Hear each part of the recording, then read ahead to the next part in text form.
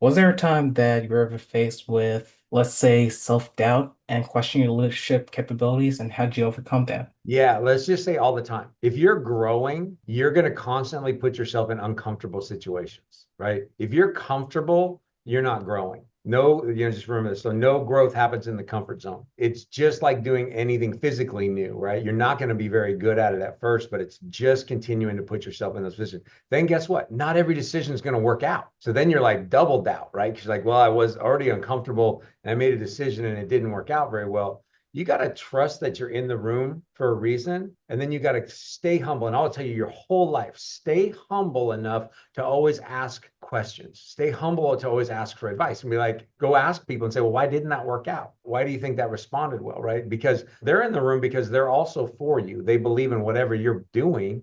And so they've already bought in, but they want to see that you're transparent. The worst thing you can do, if you, I tell my three boys, what I tell them is, the worst thing you can do if you don't know how to swim is pretend you can, because you're going to drown and you're going to drown someone else with you. And so it's okay to say like, hey, I'm learning this. It's okay to say like, hey, we're going to try this, and then have really clear, quick measures of determining whether it's going right or wrong, right? So do you have, if you're going to make a decision, do I have a clear way to tell whether it's going the direction I want, or when I need to pull it back? Last thing, never be certain, right? Once you become certain, you just kind of get done growing, right? So everything changes around you, right? So if the way we do business, the way you do finance, the way you do growth, all of that's changed, right? So if I'm over there going back and trying to build a business the way I would have built it in the 80s, I might still think about the value I was bringing, but I'm not building it the same way, right? So all of those things are going to change. So just don't stay certain, but you're doing great. Like don't worry about the mistakes so much. And the other one is just know if you're uncomfortable, lots of other people are too, right?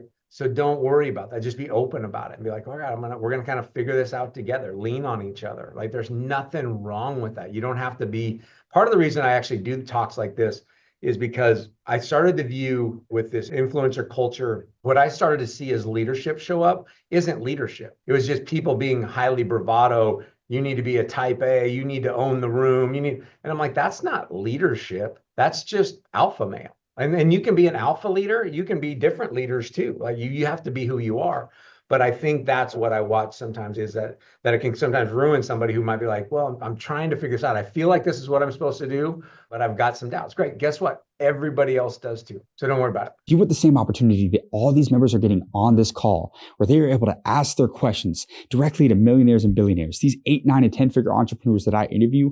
Well, I want to give you that exact same access that you're watching right now in this video.